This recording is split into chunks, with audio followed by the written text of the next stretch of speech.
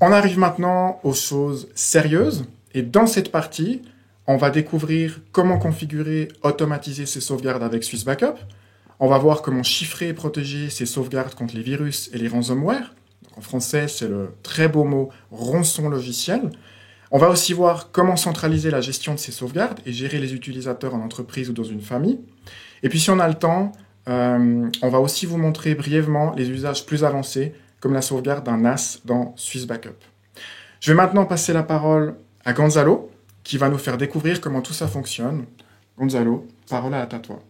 Merci beaucoup Thomas pour l'introduction. Puis donc maintenant, on va passer au démarrage de Swiss Backup. On va faire une démonstration du produit. Alors, on va juste sortir de la présentation. Un petit moment. Alors, donc là, on arrive dans le manager Infomaniac. On commande notre produit Swiss Backup. Et ensuite, donc là, il est déjà configuré. Là, on peut voir par exemple que pour mon Swiss Backup, j'ai donc 25 Tera, dans lequel j'ai attribué une partie à Acronis et une partie à tout ce qui est espace de sauvegarde cloud. Alors, quelque chose qui revient souvent, c'est est-ce que j'ai besoin d'avoir un espace de sauvegarde cloud pour pouvoir utiliser Acronis? Non, c'est deux services, deux produits différents. Donc, tout ce qui est espace de sauvegarde cloud, c'est SFTP, S3 compatible et de Swift. Donc en gros, si vous n'êtes pas technique, vous allez plutôt prendre un espace de stockage Acronis, parce que le grand avantage, c'est que vous allez avoir un logiciel très simple à utiliser. Et pour les personnes plus techniques, avec un NAS ou ce que je disais avant, ça va plutôt être l'espace de stockage cloud libre avec lequel vous faites ce que vous voulez. Tout à fait. Et alors, par exemple, ici, on peut voir mon espace de sauvegarde Acronis, où j'ai mon nom d'utilisateur, j'ai mon adresse email de connexion Acronis, etc. Dans Acronis, disons que moi, je veux sauvegarder 2, 3 ou 4 appareils, il faut juste choisir les bonnes licences. Donc là, par exemple, moi personnellement, je sauvegarde 3 postes de travail et un téléphone mobile. Cependant, si je veux sauvegarder un 4e poste de travail, je dois modifier mon offre ici. Et je peux commander par exemple une 4e licence que je vais ensuite attribuer dans Acronis. Donc ça, tu peux faire à tout moment, tu peux rajouter des appareils en fonction des besoins et de l'évolution de la situation. Tout à fait, donc ça c'est complètement flexible. Là, je pourrais par exemple venir ici et mettre 4 Tera. Et donc, maintenant, si je me connecte avec le bouton Gérer mes appareils ou dans Espace de sauvegarde Acronis. Et en fait, le portail Acronis sur lequel tu te connectes, c'est de là que tu gères toutes tes sauvegardes. Tout à fait. C'est le centre de contrôle. Exact. Alors là, je vais juste vous montrer les 4 Tera qui ont été attribués à l'espace de stockage. Donc là, on voit les 4 Tera. Et par la suite, on peut les attribuer aux différents utilisateurs. Et ça te permet aussi de vérifier en un coup d'œil combien de place il te reste pour tes sauvegardes. Tout à fait. Donc maintenant, on va retourner où il y a les machines. Comme ça, on peut commencer dès le début et puis vous montrer l'installation, par exemple. Alors, par défaut, on arrive dans la partie surveillance, dans la vue d'ensemble, où on peut rajouter ce qu'Acronis appelle de widgets pour avoir un meilleur monitoring de nos machines. Là, par exemple, je vois que j'ai une petite alerte. Je peux voir que j'ai ma sauvegarde qui n'a pas été faite le 19 novembre parce que ma machine était hors ligne, par exemple. Donc, si je viens de commander Acronis ou Swiss Backup, la première chose que je vais faire, c'est que je vais aller dans périphériques, tous les périphériques, et là, je vais avoir absolument rien pour l'instant. On va avoir un petit pop-up qui vous invite à télécharger l'agent, ou bien si vous n'avez pas le pop-up, vous cliquez sur le petit bouton en haut à droite, ajouter, et on peut choisir donc station de travail, serveur, voilà.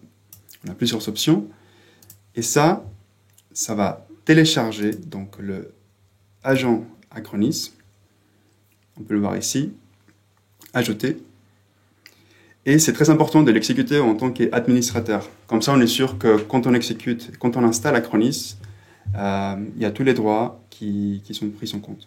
Sur macOS, c'est la même subtilité ou c'est que pour Windows? C'est que pour Windows. Sur macOS, c'est une procédure qui est légèrement différente où macOS va vous demander de donner les permissions au disque à Acronis. Mais vous savez, un petit pop-up, c'est tout simple, c'est un glisser-déposer vers une autre fenêtre.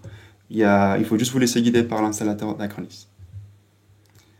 Ensuite, une fois que vous savez installer Acronis, là par exemple, on voit qu'il y avait 3 machines. Ensuite, j'ai commencé à installer Acronis. Là, j'ai l'installation qui s'est terminée et Acronis me demande d'enregistrer la machine.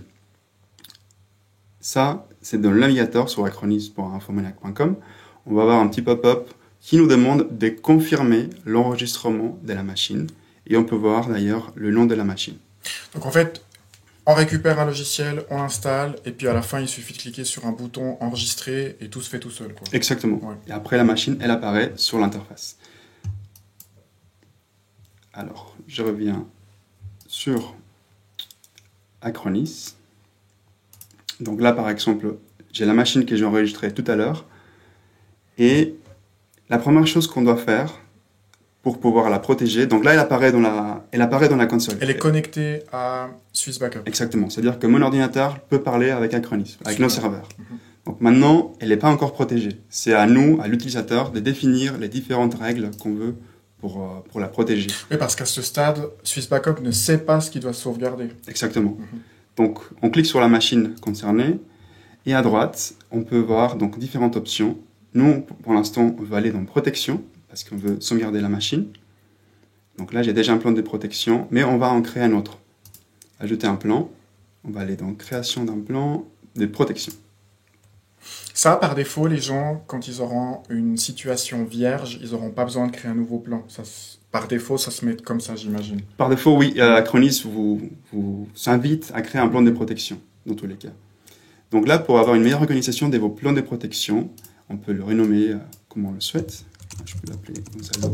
Donc ça, c'est le nom qui apparaîtra dans les monitorings et pour que tu puisses reconnaître quel ordinateur tu sauvegardes. Exactement. Ou bien, là, on peut l'appeler Gonzalo Del, mais on peut aussi l'appeler, si on veut séparer les plans de protection par planification, c'est-à-dire je peux l'appeler lundi à vendredi, Okay. Ouais, ça, c'est pour à une certaine heure ou autre.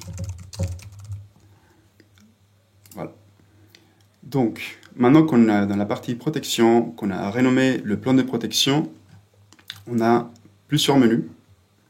Par défaut, il y a la sauvegarde qui est activée. Et la première chose à laquelle on voit, c'est quoi sauvegarder. Donc, avec Acronis et Swiss Backup, on peut sauvegarder toute la machine, des disques volumes ou des fichiers dossiers. Alors, avant qu'on aille plus loin, c'est très important de dire que si on sauvegarde toute la machine, cela ne veut pas dire que si je veux restaurer un fichier, je dois restaurer toute la machine. Je peux restaurer un fichier spécifique si j'ai sauvegardé toute la machine. Il n'y a aucun problème pour ça. Donc là, pour le test, on va sauvegarder un fichier, si ça te va, un petit fichier texte. Donc en fait, ce qui est important de dire, c'est quand on sauvegarde toute la machine, ça sauvegarde le système d'exploitation, les logiciels que vous utilisez, et les documents et tout ce que vous avez sur votre ordinateur. L'énorme avantage de ça, c'est que si vous vous faites voler votre ordinateur ou qu'il y a un incendie ou que l'ordinateur ne marche plus du jour au lendemain, il vous suffit d'acheter un nouvel ordinateur et de restaurer l'ordinateur entier et vous allez tout retrouver exactement comme c'était avant le sinistre. Exactement. Donc là, par exemple, là, je viens d'écrire un fichier. Donc maintenant, je vais le sauvegarder. Donc je vais sélectionner fichier, dossier. Ça, c'est pour sauvegarder un chemin spécifique, donc on va vous montrer. Donc ça c'est l'idéal en fait si vous souhaitez pas sauvegarder les systèmes d'exploitation et tous les logiciels, mais uniquement par exemple vos photos, documents ou la comptabilité de votre entreprise et que ça vous dérange pas en cas de sinistre de devoir réinstaller le système d'exploitation et vos logiciels. Exactement. Donc là on peut parcourir dans la machine où on a installé Acronis. Donc là je peux aller dans liste C. Je vais dans Users. Et Gonzalo, Desktop. Et là, j'ai mon test. Donc là, je peux faire terminer. Ou bien, si mon fichier test était dans un emplacement réseau, par exemple un NAS, un Synology ou autre, on peut sélectionner dossier réseau. Acronis va analyser votre LAN et il va voir s'il y a d'autres périphériques qui sont donc chez vous. Donc là, pour le test, on fait juste terminer. On a le chemin complet. Puis on fait OK. Donc là, on a fini la première partie, quoi sauvegarder. Ensuite, on a la prochaine qui est la planification. C'est-à-dire que je veux que la sauvegarde se fasse à tel moment ou bien quand il y a une action qui se passe. C'est-à-dire que Je peux planifier selon horaire, ou je peux planifier au démarrage, à l'arrêt du système, ou il y a d'autres options. Tout est paramétrable en fait. On peut même, je le découvre avec toi, Mhm. on peut lui dire de le faire depuis la dernière sauvegarde, Oui, en exactement. fonction d'un temps. Mhm. Donc là, par exemple, moi personnellement, j'aime bien utiliser l'option à l'arrêt du système. Comme ça, quand j'ai terminé de travailler, j'éteins l'ordinateur, il y a la sauvegarde qui se fait. Cependant, si on a un serveur, on peut faire la planification horaire. Quelque chose qui est important, c'est par exemple dans la planification, si on met planification horaire sur Windows, moi je conseille à nos utilisateurs, à nos clients, de cocher ces 3 cases qui permettent à l'ordinateur de sortir du mode veille ou de veille prolongée quand il y a une sauvegarde qui doit être exécutée. Ça évite que si on n'est pas sur l'ordinateur mais qu'il est allumé, la sauvegarde pourra s'exécuter. Cependant, cette option, même si on la coche dans macOS, malheureusement, elle n'est pas prise en charge. Donc, c'est vraiment que pour du Windows.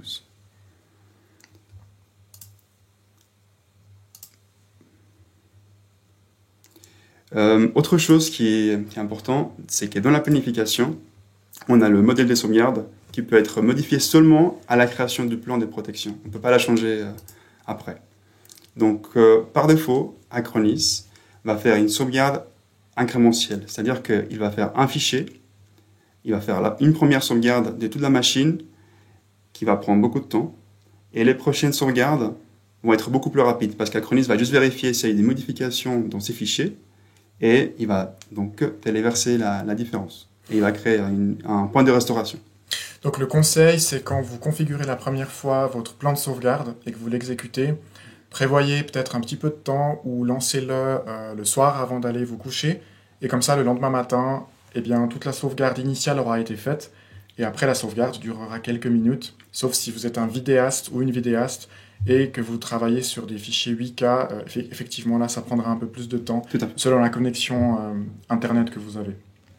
Exactement. Donc moi, personnellement, je recommande la sauvegarde toujours incrémentielle. Cependant, si on a des données qui sont vraiment importantes, très sensibles, là, on pourrait passer sur une sauvegarde personnalisée ou complète hebdomadaire et incrémentielle journalière. Ah, donc c'est un mix en fait des deux. Exactement. Ensuite, on a la durée de conservation, c'est-à-dire que la sauvegarde que je suis en train de faire, elle va rester combien de temps sur Infomaniac, sur Swiss Backup. Par défaut, ça c'est les paramètres d'Acronis. Donc mensuel 6 mois, c'est-à-dire une sauvegarde par mois pendant 6 mois, donc ça fait 6 sauvegardes. Ensuite, une sauvegarde par semaine pendant 4 semaines, donc ça fait 4 sauvegardes. Et une sauvegarde tous les jours, pendant 7 jours. Tout ça, on peut le changer. Donc ça, c'est la planification par âge des sauvegardes. Mais on peut très bien dire par nombre de sauvegardes. C'est-à-dire qu'on peut sélectionner 10 sauvegardes ou autre. Ou indéfiniment, si on a vraiment besoin de garder nos données pendant des années. En laissant les paramètres par défaut, par âge de sauvegarde, c'est vraiment les best practices, les meilleures pratiques en termes de sauvegarde des données. Et l'outil est quand même relativement bien fait, c'est qu'il va faire du nettoyage. Là, on le voit, démarrer le nettoyage après la sauvegarde, on peut choisir après ou avant. Et ça veut dire que la 7e sauvegarde mensuelle, il va supprimer la sauvegarde la plus ancienne qu'il y avait avant. Ce qui fait que vous n'allez pas vous retrouver avec un espace de stockage qui va gonfler indéfiniment, et puis avec un prix aussi qui va augmenter à l'infini. C'est quand même relativement bien fait. Exact. Voilà. Donc là, moi personnellement, je conseille les paramètres par défaut. Après, vous pouvez les modifier sans problème.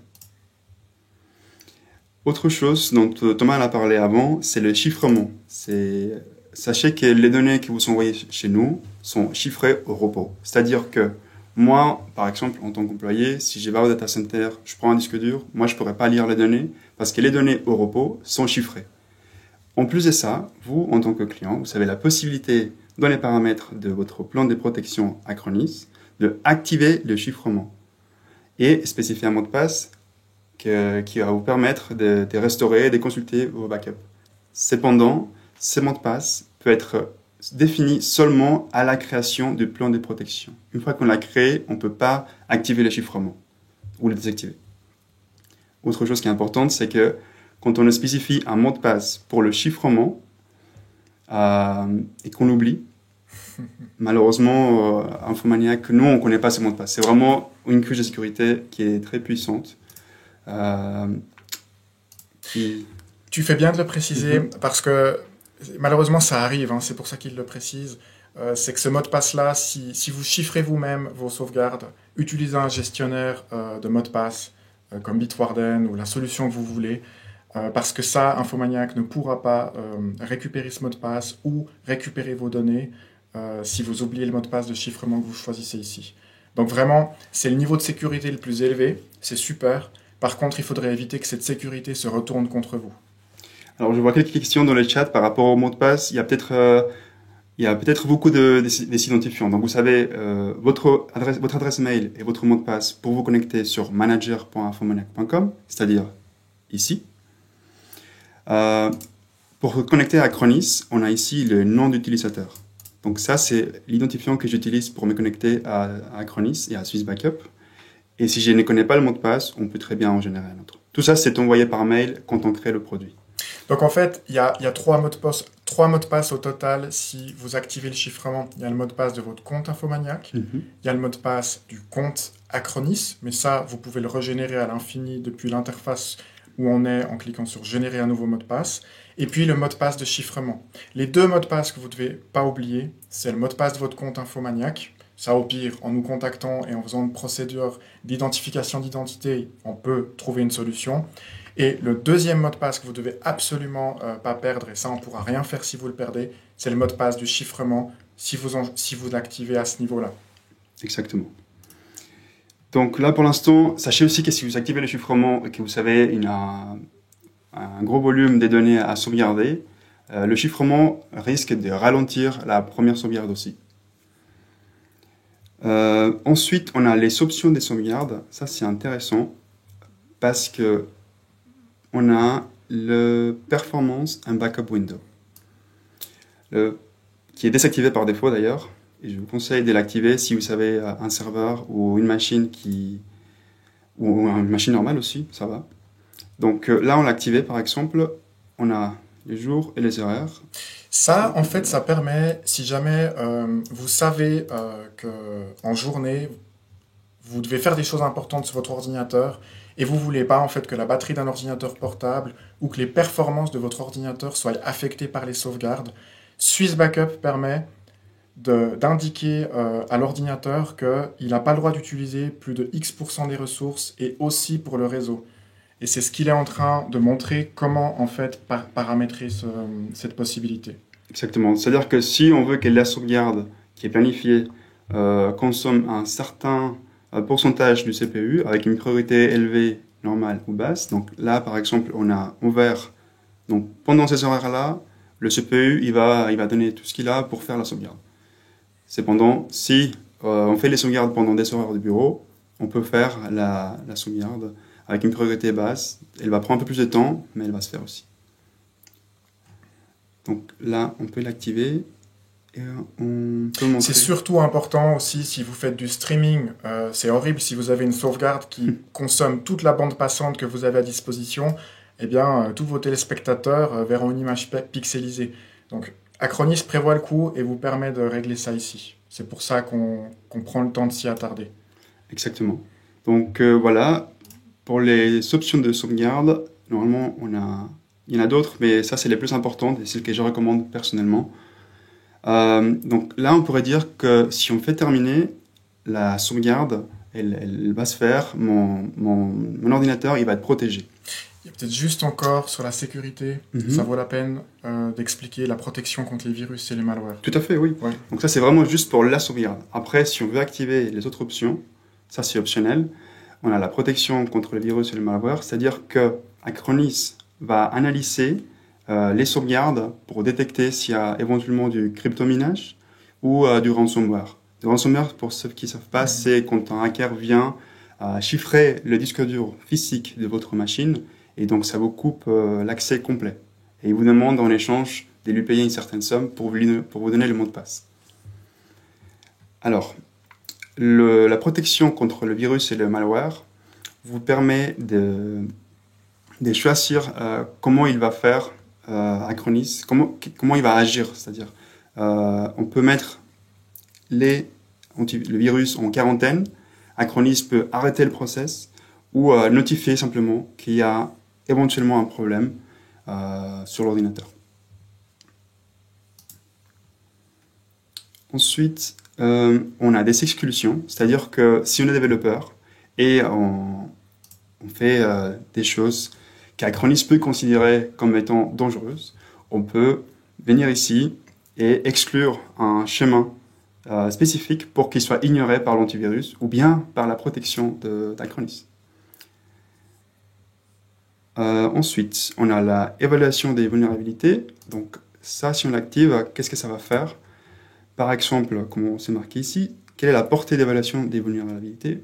On a des produits Microsoft et des produits Windows tiers. C'est-à-dire que si on a installé une application sur Windows et qui est dans les bases de données de Microsoft, Acronis va vous dire la dernière version de ces logiciels ou la version de logiciel que vous utilisez est vulnérable. Donc, il vous donne des recommandations en fonction du logiciel, par exemple de faire une mise à jour ou bien de faire machine arrière.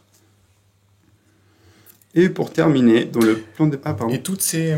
parce qu'il y a la question qui se pose, toutes ces mesures de protection contre les virus, les malwares, c'est vraiment restreint à Acronis. Si vous prenez un espace de stockage libre, là, il va falloir vous-même mettre en place ces mécanismes de protection. Tout ce qu'on montre là, c'est vraiment par rapport à Acronis. La seule chose qui va vraiment être à l'identique dans un espace de stockage cloud libre, c'est la réplication des données sur 3 supports dans 2 data centers et bien sûr toutes les mesures de sécurité qu'Infomaniac peut appliquer au niveau réseau, comme la protection anti-DDoS. Exactement. Donc ça, c'est important de dire ce que Thomas a dit, c'est répliqué sur 3 data centers. C'est-à-dire que si vous achetez 1 terabyte chez nous, on doit réserver 3 terabytes pour mettre en place vos sauvegardes. Et pour terminer, ça c'est une option qui est sympa pour les administrateurs système, on a le contrôle du périphérique, c'est-à-dire qu'on peut faire une connexion à distance sur la machine. Il suffit de l'activer et de télécharger un add-on de Acronis, mais qui est proposé directement quand on clique sur cette petite icône qui vous permet de faire la connexion. Je vais juste vous montrer. Donc là, ce que tu es en train de dire, c'est que ça permet de faire du TeamViewer. Exactement. Okay. Oui, on peut faire un contrôle du périphérique à distance depuis un téléphone, par exemple, une tablette ou un autre ordinateur. Ok. Et il suffit juste de cliquer sur l'icône, peut-être remontre-le. Oui, sur le contrôle du périphérique. Ok. Mais avant de cliquer sur celui-là, je dois cliquer sur Créer. Ok. Et ensuite, je vous montre les options qu'il y a. Et ça fonctionne aussi avec macOS ? Non, alors tu fais bien de le préciser, ça fonctionne seulement sur Windows. Okay. Alors là, on a la connexion via HTML5, c'est-à-dire depuis un navigateur. On peut se connecter à distance sur une machine qui doit être en ligne, c'est-à-dire qui doit être en gris foncé et pas en gris clair. Logique, elle doit être allumée. Ouais. Exactement. Alors, donc là, je vais juste activer le plan de protection que je viens de créer.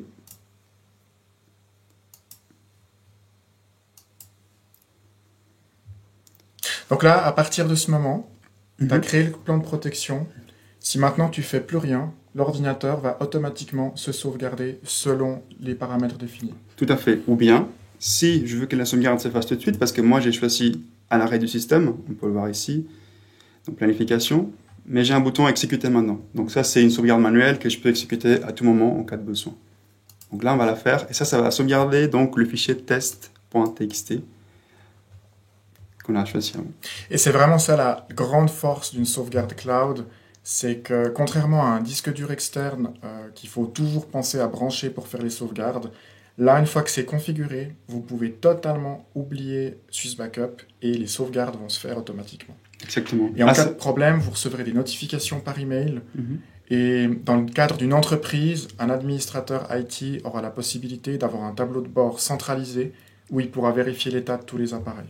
Exact. Alors, il faut noter que une fois qu'on a installé Acronis sur l'ordinateur, C'est tout. Il n'y a rien à faire d'autre sur le PC. Tout se passe sur acronis.informatics.com. Donc là, on peut voir par exemple dans ma barre que j'ai mon Acronis qui est installé. On peut voir qu'il y a une sauvegarde qui est en cours, mais les options que j'ai sont très limitées. Je peux par exemple arrêter les sauvegardes pendant 1 jour, 1 heure ou 2 heures. Et pratiquement, c'est tout ce que j'ai. Ça peut être très utile, cette possibilité d'arrêter les sauvegardes en cours. Notamment, je reprends l'exemple du streaming, parce que c'est ce qu'on est en train de faire, et si on était en train de sauvegarder énormément de données, ça affecterait en fait la bande passante qu'on a à disposition, et en un clic, l'agent vous permet d'arrêter la sauvegarde en cours pour ne pas être embêté. Donc c'est vraiment pratique. Exact. Donc là, j'ai sauvegardé mon fichier de test, que je peux venir d'ailleurs supprimer, parce que maintenant il est sauvegardé. Donc, je reviens ici. Et on peut faire par exemple un test des restaurations, si ça vous va. Alors, il faut venir dans le menu de gauche, dans stockage de sauvegarde, ou on peut cliquer aussi sur le petit bouton de menu action, restaurer. Donc moi, je vais aller dans stockage de sauvegarde, par exemple. Je vais aller ici. Et là, j'ai ma sauvegarde. Je peux cliquer sur afficher les sauvegardes. Et je peux commencer une restauration. Il faut juste parcourir dans les différents dossiers. Donc normal, là il faut bien retrouver son fichier. Et là, si tu avais choisi un mot de passe de chiffrement, tu aurais bien sûr dû le saisir pour accéder au fichier. Tout à fait. Là, je ne l'ai pas mis parce que ça allait ralentir la sauvegarde. Oui. Et on voulait juste vous montrer. Mais tout à fait, quand on veut accéder à la sauvegarde, on vous demande, Acronis va vous demander le mot de passe. Alors, important, quand c'est un fichier qui fait moins des 100 mégabytes, mégaoctets, on a le bouton télécharger. C'est-à-dire qu'on peut télécharger ce fichier sur n'importe quel ordinateur depuis un navigateur. Il faut juste être connecté sur acronis.informatics.com. Ou bien, si on veut le restaurer sur la machine où on a installé Acronis, on peut faire le Recover Files et sélectionner un périphérique. Ça veut dire que tu peux restaurer des éléments sur un autre ordinateur relié à Swiss Backup. Tout à fait. Alors, donc là, je peux le restaurer à l'emplacement d'origine ou à un emplacement personnalisé. Et puis, on peut naviguer dans l'ordinateur. Là, par exemple, je vais le restaurer à l'emplacement d'origine. Et là, on a encore d'autres options. Donc, écraser les fichiers existants, écraser s'il existe déjà, ou voilà. Donc là, on ne va pas redémarrer automatiquement l'ordinateur. Ça, je pense surtout que l'option est là quand on restaure un système d'exploitation complet. Tout à fait. Non seulement on peut restaurer des fichiers ou dossiers depuis l'interface web, on peut aussi restaurer tout un ordinateur. Je vais vous montrer dans quelques secondes. Donc, voilà. Là, on a la barre de l'activité avec le progrès. Donc, c'est assez rapide. Et là, mon test est de retour, alors qu'il est aussi dans la corbeille. Il est bien. Ok, donc on a vu comment configurer la sauvegarde d'un appareil. Si vous êtes sur macOS ou Linux, c'est exactement le même principe. On a vu comment restaurer un fichier. Et maintenant, comment ça se passe dans une entreprise ou dans une famille si on a plusieurs appareils? D'accord. Alors là, juste pour vous montrer le setup que j'ai fait pour le webinaire, j'ai par exemple créé un utilisateur qui s'appelle User2 Windows, qui lui a 2 machines dans sa gestion, donc le Dell et le HP. Donc il y a déjà une sauvegarde qui a été faite en novembre et celle d'aujourd'hui. Donc disons que on peut voir que la machine HP elle est hors ligne. Disons qu'elle a eu une panne et que malheureusement je dois la restaurer ou je dois récupérer un fichier spécifique. Je reviens dans stockage des sauvegardes, je clique sur l'utilisateur en question. Donc lui, si jamais, c'est User2 Windows que j'ai renommé. Je vous montrerai aussi par la suite comment faire pour renommer. Ça, c'est les noms qu'Informaniac donne par défaut aux utilisateurs Acronis. Donc là, on a les différentes sauvegardes.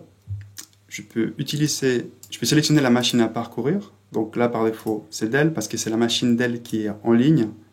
D'ailleurs, si je clique sur changer, on verra qu'il n'y a que la Dell qui s'affiche. Mais si j'avais la machine HP, elle s'affichera aussi ici. Alors là, je vais aller sur la sauvegarde de mon HP. Je vais cliquer sur afficher les sauvegardes. Et donc là, on peut voir qu'il y a plein d'options. On a exécuter en tant qu'EVM ou restaurer toute la machine ou fichier dossier. Ok, donc c'est là qu'il faut aller si on doit restaurer tout un ordinateur. Exactement.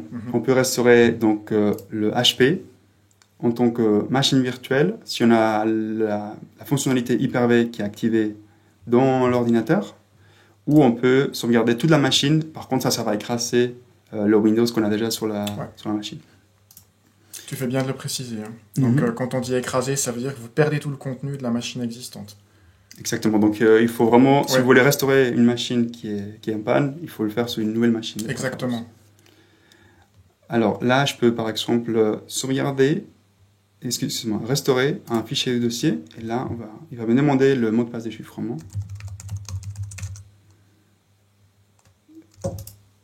Normalement, c'est le bon.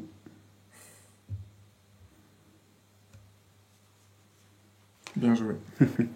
Et là, on peut parcourir vraiment dans tous les dossiers de Windows, mon backup. Voilà, donc c'est une machine de test. Mais aussi, comme j'ai dit avant, on peut l'exécuter en tant qu'EVM. C'est-à-dire que si on a un hyperviseur, on peut venir ici sélectionner le hôte qui a le Hyper-V installé. Alors, je vous montre. Machine cible. Alors là, par défaut, on a VMware EasyXC. Moi, j'ai pas de VMware. J'ai un Windows 11, pardon, et où j'ai activé le Hyper-V. Là, je peux venir restaurer la sauvegarde automatiquement, sans la télécharger, en tant que Hyper-V. C'est génial. C'est une restauration instantanée. Ça permet en fait de réouvrir son ordinateur de manière virtuelle sans affecter son ordinateur actuel. Exactement. Donc là, si je fais OK, je ne vais pas le faire parce que ça va prendre beaucoup de temps. Elle va s'afficher dans le menu Hyper-V, gestionnaire d'Hyper-V. Puis elle va s'afficher ici. On pourra l'exécuter en tant que machine virtuelle. Okay. Ouais, donc ça en entreprise, c'est vraiment énorme. En entreprise, c'est important, ouais. Alors, maintenant qu'on a vu comment restaurer, comment faire la sauvegarde, ce qui est important aussi pour une famille ou pour une entreprise, c'est donc la gestion des utilisateurs. Ici, en haut à gauche, dans Acronis, on a le petit bouton Gérer, ou en haut à droite, on a aussi les petits carrés Service. Moi, je vais cliquer ici. Donc la gestion des utilisateurs, si jamais, c'est ce qui va permettre, soit en famille, soit en entreprise, d'avoir un administrateur qui définit les plans de sauvegarde et la politique de sauvegarde de la famille ou de l'entreprise, ou de tous ses appareils, et ensuite de créer un utilisateur par employé ou par personne dans la famille, mais qui aura des droits limités. Voilà. Et c'est ce que Gonzalo est en train de nous montrer, c'est comment faire ça. Exactement. Donc là, par défaut, quand on clique sur Gérer le service, on peut monitorer les nombres de postes de travail, les licences et le stockage qu'on a utilisé. Et si on va dans Dirigeants d'entreprise, on a donc les différents utilisateurs, la charge de travail qu'ils ont. Donc par exemple, User 2 Windows, lui, il a 2 machines sauvegardées. Donc User 2 Windows, c'est administrateur d'entreprise, c'est-à-dire que lui, il peut voir toutes les machines qui sont enregistrées sur Acronis. Mais par exemple, User 4 Mac, qui lui est simplement un utilisateur de protection, lui, il peut voir qu'est son Mac. Petite question de confidentialité, est-ce qu'un administrateur d'entreprise peut accéder aux sauvegardes d'un utilisateur? Alors, si l'utilisateur a chiffré sa sauvegarde, non. Il faut que l'administrateur ait le mot de passe de chiffrement de sauvegarde. Okay. Et donc, par exemple, comme on disait avant, en famille ou en entreprise, l'utilisateur 4 Mac, par exemple, a oublié son mot de passe. On peut venir ici et on clique sur réinitialiser le mot de passe et ça lui envoie un email directement. Alors, mais comment Acronis sait à quelle adresse mail envoyer? Alors, on clique par exemple sur l'utilisateur et on va sur Informations générales. Donc là, il y a l'adresse mail à laquelle le mot de passe est renvoyé. On peut d'ailleurs aussi cliquer sur le petit crayon qui est en haut à droite et changer le nom ou prénom de cet utilisateur pour avoir une meilleure gestion de nos utilisateurs dans Acronis. Donc, le workflow de quelqu'un en entreprise qui a un nouvel employé qui arrive dans l'entreprise et qui doit donc sauvegarder des appareils, ça peut être un téléphone portable Android, iOS ou un ordinateur de bureau, qu'est-ce que va devoir faire l'administrateur? Alors, un administrateur système, par exemple, il vient ici sur la gestion des utilisateurs, il va cliquer sur Nouveau, Utilisateur, il va remplir les informations, nom, prénom, adresse mail. Si c'est quelqu'un qui doit juste accéder à sa machine et pas à toutes les machines, on va décocher la case Management Portal, on va cocher la case Protection pour qu'il soit un utilisateur. Voilà. Donc d'ailleurs, si vous voulez avoir plus de détails par rapport au rôle, il faut juste le changer et puis Acronis vous donne une explication. Et ensuite, une fois que tu fais créer, l'utilisateur va recevoir un email pour télécharger l'agent. Exactement. Et ensuite, l'ordinateur de l'utilisateur va apparaître dans Acronis. Et l'administrateur système, est-ce qu'il peut définir un plan de sauvegarde à la place de l'utilisateur? Si par exemple, je pense toujours au cas entreprise. Oui, alors je montre ça. Alors imaginons, je viens de faire la procédure d'inviter un utilisateur. Je viens donc dans périphérique, c'est la première chose, pour voir si le périphérique apparaît en ligne. Voir s'il est là, si la personne qui a reçu le mail a bien téléchargé Acronis et a enregistré sa machine. S'il est en ligne, on peut aller dans Gestion et on peut choisir un plan de protection, par exemple Gonzalo Del, qui on a créé tout à l'heure. On peut aller dans Détails et tout en haut, on a Appliquer à. C'est-à-dire qu'on n'a pas besoin de créer 10 000 plans de protection à un par appareil. On peut appliquer un plan de protection à plusieurs appareils en même temps. Là, si je clique sur Gérer les périphériques, j'ai des périphériques qui vont apparaître en ligne auxquels je vais pouvoir appliquer ce plan de protection. Donc ça, c'est vraiment quelque chose de puissant parce que dans une entreprise, l'administrateur doit juste définir les différents types de plans de sauvegarde qu'il veut avoir dans l'entreprise. Et ensuite, à partir du moment que l'agent Acronis est installé sur les appareils, l'administrateur a juste à décider sur quel appareil appliquer quel plan de protection à distance sans aucun déplacement. Tout à fait. Et puis, sauf erreur, c'est aussi possible de déployer l'agent Acronis aussi de manière automatisée en entreprise. Exactement. Par exemple, si on a un serveur Windows et on a donc activé tout ce qui est GPO, donc Group Policy Object, ou qui est aussi appelé, d'ailleurs, je l'ai par là, je crois, c'est le déploiement des agents via la stratégie du groupe. C'est-à-dire qu'on ne doit pas aller installer Acronis sur chaque périphérique. On peut le faire via un paquet .mci et ça va déployer les machines sur tout le réseau. Ok, donc vraiment, ce qu'il faut comprendre, c'est que c'est fait pour gérer tout un parc d'appareils et d'ordinateurs de manière totalement automatisée, et puis que ça permet aussi de donner certains droits à certains utilisateurs de manière totalement libre. Exactement. Sachez juste ici qu'il n'y a pas de limite pour le nombre d'utilisateurs qu'on peut créer ici. On est seulement limité par ce qui est dans surveillance. Donc le nombre des licences, donc là par exemple j'ai atteint mon quota de 3 sur 3 et mon quota de stockage de 4 Tera dans lequel j'ai encore un peu de marge. Et je devrais faire quoi maintenant pour avoir un poste de travail supplémentaire par exemple? Pour avoir un poste de donc là par exemple j'ai 3 sur 3, donc je vais sur manager.infomaniac.com. Okay. Sur mon espace Swiss Backup, je vais cliquer sur le petit caddie et je peux modifier mon offre. Ok. Comme ça, bien que vous compreniez le lien qu'il y a entre le produit Swiss Backup dans le Manager Infomaniac et ensuite dans Acronis, où c'est là que vous allez décider à qui est attribué quel type d'appareil. Exactement. Alors, maintenant, imaginons que, par exemple, je reprends l'exemple de l'utilisateur 4 MacBook. Il vient d'installer Acronis sur son ordinateur. Il est en ligne. Moi, en tant qu'administrateur, j'ai appliqué le plan de protection à sa machine. Maintenant, je viens ici dans la partie dirigeant de l'entreprise et je peux, par exemple, paramétrer les sauvegardes, les notifications, excusez-moi. Donc, je peux recevoir les notifications d'échecs, des avertissements, des réussites. Comme ça, on a un monitoring constant de la machine.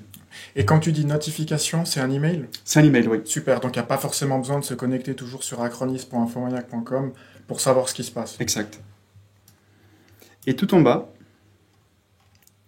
on a donc les quotas. Donc là, par exemple, alors je vais fermer celui-là. Dans mon user de Windows, qui est administrateur, j'ai désactivé les notifications, mais je lui ai attribué 2 licences. C'est-à-dire que cette personne, donc le user de Windows, lui, il peut sauvegarder 2 machines. Je peux modifier, je peux dire 3 machines, ou 4, ou peu importe. Ça, c'est utile dans le cas de figure où vous avez un employé ou quelqu'un dans votre famille qui a un ordinateur fixe, un ordinateur portable et par exemple un téléphone iOS. Et c'est là que ça permet de décider quel type d'appareil attribuer à quel utilisateur. Exactement. Et là, tout en bas, on a le quota. Le quota des stockages, c'est combien de gigabytes cette personne peut sauvegarder. Il y a des alertes qui sont aussi envoyées par mail si ce quota arrive vers les 90% ou s'il est atteint. Donc, je pense que pour Acronis... Je pense que c'est relativement complet. Je ne sais pas s'il y a des questions. Je regarderai les questions tout à la fin. Très bien.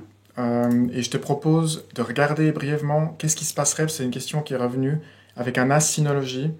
Comment ça se passe en fait avec un espace de stockage libre en partant du principe que tu prends un espace de stockage libre, comment est-ce que ça se passe pour sauvegarder un NAS Synology dans Swiss Backup?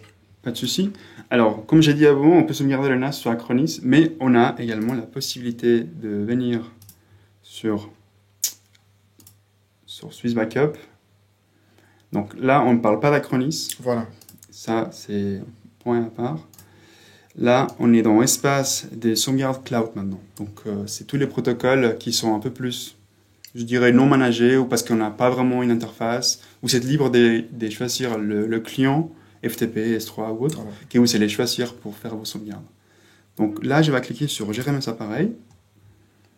Donc là, j'ai par exemple mes identifiants de mon NAS, où j'ai attribué 1 giga, c'est-à-dire que je peux modifier ce quota à tout moment. Donc pour ça, on est bon. Et tout en bas, on a les informations des connexions pour configurer Hyper Backup dans un Synology. On a ici d'ailleurs le guide complet. D'ailleurs, pour ceux qui sont dans le webinaire, si vous voulez faire le test en live et que vous avez déjà commandé un Synology, un espace de sauvegarde cloud libre pour Synology, vous pouvez aller sur Synology Live Demo, donc sur le site des Synology directement. On peut tester le DSM, donc le Disk Station Manager de Synology. Donc là, on va attendre un petit peu, ça va déployer la machine. Pour ceux qui nous auraient rejoints en route, un Synology, un NAS, c'est un petit serveur qu'on peut installer chez soi ou dans un data center et qui contient des disques durs et qui permet de sauvegarder les données et de faire tout un tas de choses. Et là, ce qu'il est en train de faire, c'est qu'il se connecte à une démo en ligne qui permet de faire comme si on avait un NAS Synology. Donc Synology, c'est une marque. Et puis, pour qu'on puisse voir comment ça se passerait pour sauvegarder tout le contenu d'un NAS dans Swiss Backup. Exactement. Et il faut aussi dire que Infomaniac héberge propose ses services des hosting des NAS. On peut louer un Synology dans nos data centers. Et bénéficier de la redondance électrique, la redondance réseau et des remplacements des disques durs si on a par exemple des secteurs défectueux. C'est ça, le concept, c'est que vous avez un abonnement fixe et par contre, tous les problèmes matériels qui pourraient survenir sont à la charge d'Infomaniac. Vous êtes vraiment un utilisateur final.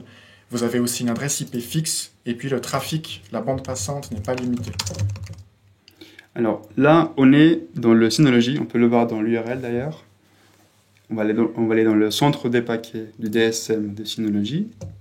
Là, je cherche Hyper Backup. Donc pour ceux qui ne connaissent pas du tout Synology, c'est un peu comme un Windows ou un macOS, mais à distance. Et puis il y a une marketplace qui permet de télécharger des applications, c'est le centre de paquets. Et puis là, Gonzalo, il a cherché l'application Hyper Backup, qui est gratuite et qui est développée par Synology. Et puis c'est ça qui permet justement de configurer la sauvegarde avec Swiss Backup. D'accord. Alors, ensuite, Donc là, j'ai ouvert Hyper Backup. Là, il y a Hyper Backup qui n'est pas configuré. C'est vraiment la première fenêtre qu'on voit quand on se connecte dans un Synology. On a le protocole donc, OpenStack Swift qui est dans les options, qui correspond à ce qui est ici. Donc, ça c'est du Swift. Donc là, par exemple, je vais déjà commencer par copier le nom d'utilisateur. Voilà, mais en fait, le principe, une fois que vous êtes là, vous pouvez pas vraiment faire faux. Tout ce qui vous reste à faire, c'est de remplir les champs qui sont demandés avec ce que vous donne Swiss Backup. Il y a aussi tout un guide qui vous montre les images de l'interface que Gonzalo a devant lui. Et puis, en gros, c'est du copier-coller. Et puis, à partir de là, Hyper Backup vous permettra de choisir votre politique de sauvegarde. Et à partir de ce moment, tout est automatique selon les paramètres que vous choisissez dans Hyper Backup. Exactement. Donc là, j'ai déjà copié, par exemple, le nom d'utilisateur. Alors, ensuite, c'est très important de toujours commencer par mettre la version 3. Donc là, même si vous ne comprenez pas trop ce que vous faites, c'est pas grave. La version de Keystone OpenStack Swift, si vous ne savez pas ce que c'est... Elle est ici. Voilà, c'est là. C'est comme la lumière de chez soi, on n'a pas besoin de comprendre le circuit électrique pour voir que ça s'allume. Exact. Alors, donc, on va faire par étapes plutôt. Donc, la première chose que Hyper Backup nous demande, c'est le terminal de service d'identité. On l'a ici. Attention à ne pas confondre avec l'emplacement, donc qui est là aussi pour d'autres applications, mais pour Hyper Backup, il nous faut celui-là. Copy-paste. Ensuite, le mot de passe. On va générer un autre. Et on va juste cliquer pour le copier. Ici, Tenant Project, donc j'ai deux options, c'est ID ou Name. Alors, il suffit de revenir ici, et c'est marqué, donc Tenant Project Name. Donc, je vais juste le copier. Tenant Project Name pour le 2. Et pour le domain, on a Default. Une fois qu'on a rempli tout ça, on va cliquer sur Emplacement. Ça va charger, ça va faire l'authentification. Donc si ça charge et vous savez ça, vous êtes déjà de l'autre côté. Donc c'est bon. Exactement. Le lien est établi. Exactement. Donc vous faites Region 1, Container Name. Quand vous créez une espace de sauvegarde chez nous, il y a toujours le dossier default qui est créé parce qu'on a besoin de créer un dossier pour qu'on puisse créer l'emplacement. Donc, moi, je vais choisir le container default et ensuite, on peut choisir le nom du répertoire. Là, par exemple, je peux faire NAS 1 webinaire. Par exemple. Ou juste NAS 1. Donc ça, c'est libre, c'est vous qui choisissez. Ça, c'est complètement arbitraire. Ouais. Ça, c'est le répertoire qui va s'afficher dans votre client Swift ou dans la sauvegarde. Ensuite, on fait suivant. Et donc là, on peut choisir, comme dans Acronis, quelles sont les données qu'on va sauvegarder. Là, par exemple, je veux sauvegarder le volume 1, ou bien seulement les photos. Là, je fais suivant. On peut également sauvegarder des applications. Ça, c'est Synology qui gère exactement. Donc, on peut sélectionner les applications. On fait suivant. Donc là, on a le nom de la tâche qui peut, comme dans Acronis, être nommé NAS, sauvegarde 1. Bon, vous pouvez mettre ce que c'est complètement arbitraire. Hein. On peut faire test d'ailleurs. Excusez-moi. Et là, on a beaucoup d'options. Par exemple, les notifications des tâches, la planification. Et on a, très important, le chiffrement aussi, qui n'est pas obligatoire, mais qui est également disponible. C'est-à-dire qu'on peut chiffrer avec un deuxième mot de passe, qui n'est pas celui-là. Voilà, c'est complètement différent. Qui n'est pas celui-là, on peut chiffrer et rajouter cette couche de sécurité supplémentaire. C'est la même chose qu'avec Acronis, où on a beaucoup insisté sur l'importance de ne pas perdre ce mot de passe. Parce que si vous perdez ce mot de passe que vous choisissez ici, ni Synology, ni Infomaniac, ni personne ne pourra vous aider. Exactement. Donc là, on choisit les dates l'heure à laquelle la tâche va s'exécuter et la fréquence. On fait juste suivant. Et là, on a la rotation des sauvegardes.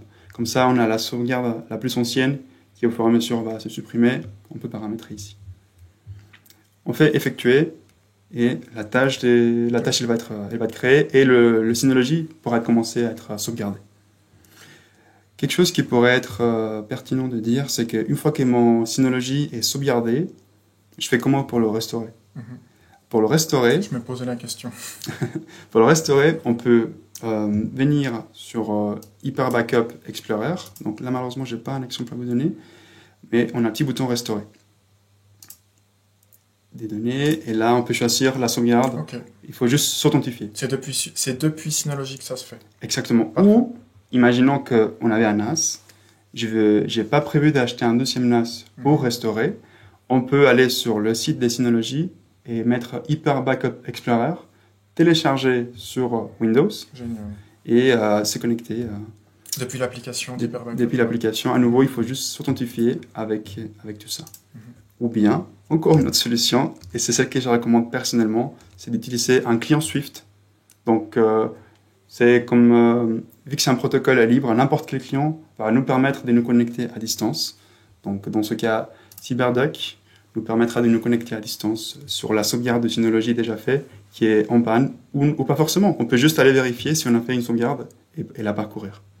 CyberDuck, si jamais, c'est un petit logiciel qui vous permet de vous connecter à du stockage Swift. Et d'ailleurs, avec le logiciel Mountain Duck, qui est fait par la même société, vous pouvez même monter un volume réseau dans l'explorateur de fichiers ou le Finder de macOS pour avoir un espace de stockage libre Swiss Backup en tant que lecteur réseau dans votre système d'exploitation. Alors, imaginons qu'on a fait le NAS la sauvegarde du NAS, excusez-moi, on télécharge CyberDuck et on peut aller en haut à gauche pour ouvrir une connexion. CyberDuck, c'est un outil qui est vraiment très performant, qui supporte plusieurs protocoles, par exemple le FTP, mais également le Swift. Et donc, tout en bas, une fois qu'on a ouvert la connexion, on va aller dans plus d'options, simplement. Ça va ouvrir une autre fenêtre dans Profil, où on a des profils d'installation de plusieurs prestataires de sauvegarde, notamment Infomaniac. Donc là, on peut voir, il y en a plusieurs. On descend, on cherche le cas. Sinon, il y a un champ recherche. Au-dessus, mais ils sont là. Voilà, on a donc notre profil CyberDuck pour le public cloud, et on a aussi Infomaniac 1, 2 et 3 pour Swiss Backup. C'est quoi la différence entre 1, 2, 3 ? La différence entre 1, 2 et 3, c'est dans quel cluster l'utilisateur a été créé. Cette information est disponible ici, en placement. Ah, ok. Donc c'est le cluster 02, mais elle est également présente dans le lien. Donc si vous savez Swiss Backup 02, ça veut dire que vous êtes dans notre deuxième cluster de Swiss Backup. Donc là, on va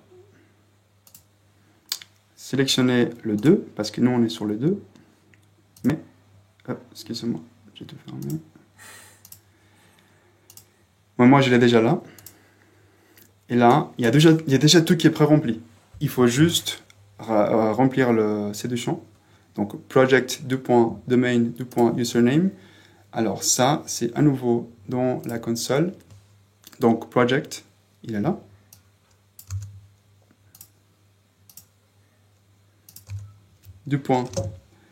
Domain, qui est default. Ok, donc il faut penser à mettre 2 points et le name soi-même. Exactement. Mais tout ça, c'est également dans le guide CyberDuck pour Swift. Et username.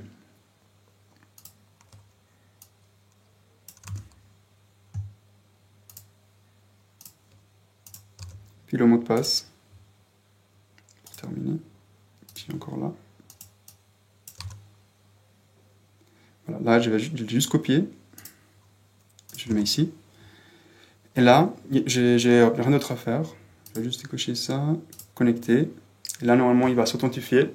Il a fait. Et là, on voit donc le répertoire default qui est créé par Infomaniac, dans lequel je peux aller. Et là, je verrai ma sauvegarde de Synology. Exactement. Et si tu avais chiffré la sauvegarde Synology avec une clé de chiffrement, il se passerait quoi ici ?